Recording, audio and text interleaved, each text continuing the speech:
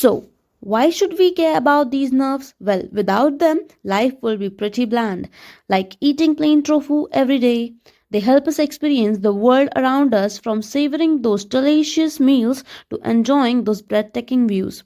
So, there you have it, the amazing world of cranial nerves. Remember, they're not just names in the textbook, they are your body's little helper, making life fun and functional. About this, it can be divided into one that is extracranial part, and the second thing it is the intracranial part. So talking about the extracranial part, So, optic nerve formed by the convergence of axons from retinal ganglion cells. So, tell me where this retinal ganglion cells receive impulse from? Well, a hint. They are photoreceptors of eye. What are the photoreceptors of eye? Yeah, rod and cone cells. So, after its formation, these nerves leave the bony orbit via, tell me, yeah, it's optic canal. Well, optic canal is a passway through the sphenoid bone. So, talking more, it enters the cranial cavity, which runs along the middle cranial fossa to be exact. So, talking about this middle cranial fossa, it is in the close proximity to the pituitary gland. So, here is a short example I have given. So, you can see the light entering, then it hitting the retinal cells, transmitting the signals to photoreceptors. Well, this is the direction of light. Well, the neuronal communication is in the vice versa way. So, talking about the next part, which we have as the intracranial. Intracranial is also known as visual pathway. Here you can see the diagram which I have drawn for you. So, optic nerve from each unit here forms the optic chiasm. Like they unite and form optic chiasm. Well, yeah, there are two parts. We can first one we call it as nasal half, and the second is the temporal half. Well, the nasal half crosses at the chiasma, while the temporal remain ipsilateral. So, to talk about this ipsilateral thing, we have right and left, that is right optic tract and the left optic tract. Now, just think and tell me what this right optic tract might have. Well, nasal is crossing to opposite, right? So it will have an right is like temporal is ipsilateral, so right temporal and left nasal fibers, and left is obviously it's vice versa, like left temporal retina and right nasal retina, like fibers obviously. So moving on, we have like uh so now this each optic tract fibers corresponds to the cerebral hemisphere and reaches the geniculate nucleus. See, here you can see the geniculate nucleus, right? Yeah. So what is this geniculate nucleus? It's basically the relay system located in thalamus. Well, the fiber synapse here. Well, the axons from the lateral geniculate nucleus, they carry visual info via, tell me, what is the pathway? Well, any guesses? Yeah, it's optic radiations. You can see it in the diagram above. Like, see, here are the optic radiations. So they send the signals to the like primary visual cortex and something like that. So optic radiations even are of two types, that is upper and lower. So upper fibers from superior retinal quadrants travels to the parietal lobe, reaching the visual cortex. Talking about the lower, it carries fibers from the inferior retinal quadrant, travels to temporal lobe via the pathway Mears loop, and obviously to the visual cortex. Now this visual cortex, what does they do? They just converge the information, that is sensory data, and brain like responds appropriately. So that's what we have here. Well, do you know a fun fact? We have a blind spot where it exits the eye. No photoreceptors there. So if you ever lose something in that spot, now you know why. Well, can you guess why the crossing is important? One, two, and three. Well, yes, it helps us with the deep perception. Pause and read. Next question. Well, what do you think glaucoma does? One, two, three. Well, yes, it causes blind spot. Sadly, not everything is sunshine and rainbows. Conditions like glaucoma can damage our optic nerve. Think of glaucoma as that annoying neighbor which keeps turning down the volume of your favorite show. Eventually, it causes serious problems. Well, basically, it is due to causes blind spots due to increased pressure on your optic nerves, as you can see on your screen. There you have it. The optic nerve is not just a bundle of fibers, it's your visual superhero. Remember to take care of those peepers. Regular checkups are the key. Today's overview will be about the cranial nerve 4, that is the trochlear nerve. Have you ever guys wondered how our eyes move towards your nose or away from it? Then trochlear nerve is the reason for it, which is the 12 sets of the cranial nerve which enables the movement in your eye's superior oblique muscle. The trochlear nerve gets its name from the Latin word trochle, which means pulley. Trochlear nerve is a motor nerve that sends signals from your brain to one of the muscles that control the eye movement. We have two trochlear nerves, one for each eye. Well, here is the question: where is the trochlear nerve? The trochlear nerve arises from the trochlear nucleus located within the periaqueductal gray substance of the midbrain and emerges the dorsal midbrain caudal to the inferior colliculus. Although we know it is responsible for controlling the superior oblique muscle, it has relatively long course to get this muscle. The trochlear nerve starts in the brainstem. It passes through four areas before reaching our superior oblique muscle. Here, the first is the trochlear nucleus. The trochlear nucleus is located in the midbrain at the level of the inferior colliculus, anterior to the cerebral aqueduct, dorsal to the medial longitudinal fasciculus, and below to the oculomotor nucleus. The second area is the ambient cistern. This area is near your brain's outer protective tissue. Third is the cavernous sinus. This is the hollow space in the middle of your skull. And the fourth is the orbit. This is the bony socket of your skull that houses your eyeball.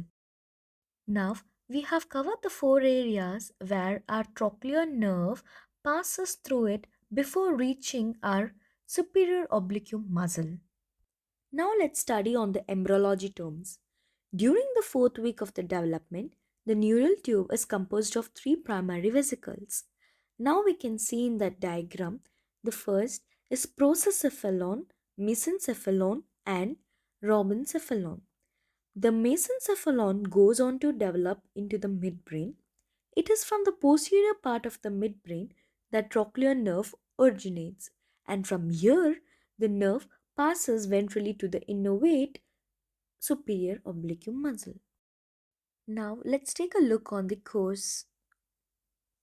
Guys, we have already studied that trochlear nerve arises from the trochlear nucleus of brain emerging from the posterior aspect of the midbrain, but also it is the only cranial nerve to exit from the posterior midbrain.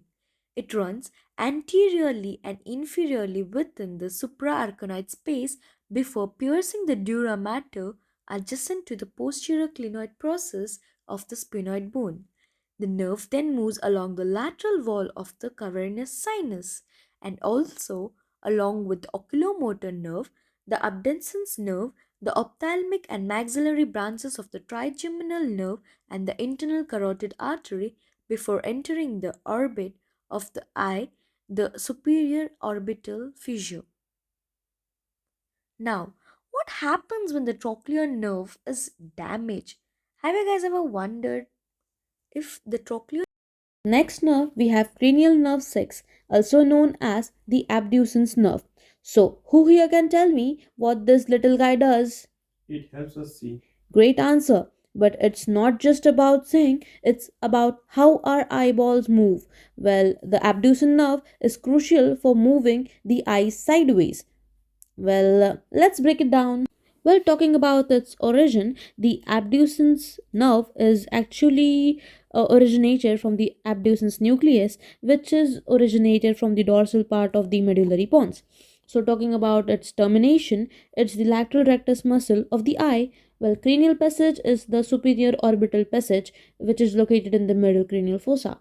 Well, now let's follow our friend the abducens nerve on its journey, starting with the nucleus is in the pons. It start in the pons where this abducens nerve is the control center for the eye movement. So next, it exists the brain stem at the junction of pons and medulla. This is the point. Then it travels to the Doralus canal, and this is the pathway. Never mind that. Yeah. So we talked about nucleus in the pons, exists brain stem, travels to the Doralus canal, which is just a fibrous sheath. Now, it enters the cavernous sinus where it mingles with the other important nerve and blood vessels, and then it has the orbit entry. Now we know the orbit entry is to the superior orbital fissure, and it reaches its destination, that is the lateral rectus muscle. When things go wrong, abducens nerve palsy. If something goes wrong with this nerve, like pressure from the tumor or increased intracranial pressure, you might experience diplopia or double vision. Your affected eye may rest inwards because it can't move outwards properly. Quick quiz. Let's see how much you have learned. First question: what muscle does the abducens nerve innervate? Second: what happens if there is damage to this nerve? Share your answers in the comment. We might pin the right ones. Well, understanding cranial nerve 6 isn't just about memorizing the facts, it's about appreciating how your body works together. So, next time you look sideways, remember that little nerve is working hard behind the scenes. So, who is ready to learn cranial nerves next time? For before that, let's see some PYQs. Some PYQs from FMGE and NEET PG. Our first question: which structure is primarily responsible for the formation of the optic nerve? Well, it's the retinal ganglion cells. Second question: the optic nerve exits the orbit through which anatomical opening? Optic canal. Third question from the optic nerve we have: the optic nerve is primarily composed of which type of fibers? Yes, the afferent sensory fibers. The next question: at the optic chiasm, which fibers cross to the opposite sides? Well, yes, the nasal fibers. So, a patient presents with diplopia when looking downwards, which cranial nerve is likely affected? Yes, trochlear nerve, we are looking downwards, not the sideways. Next, trochlear nerve palsy typically results in which of the following symptoms? Yes, vertical diplopia. What is the primary function of the trochlear nerve? Yes, motor innervation to the superior oblique muscles. Well, which cranial nerve is responsible for innervating the superior oblique muscle? Well, yes, it's trochlear nerve. Well, a patient presents with inability to abduct the left eye. Which cranial nerve is likely affected? Well, yes, it's abducens nerve. Which of the following condition is most commonly associated with abducens nerve palsy? Well, we learned this. Well, yes, it's increased intracranial pressure. Well, what is primary function of the abducens nerve? Well, yes, it's motor innervation to the lateral rectus muscle. Well, which cranial nerve is responsible for innervating the lateral rectus muscle? Yes, the abducens nerve. Here we come to an end. Thank you all for being such a great participants. Keep waving goodbye to those eyes until next time. Bye bye.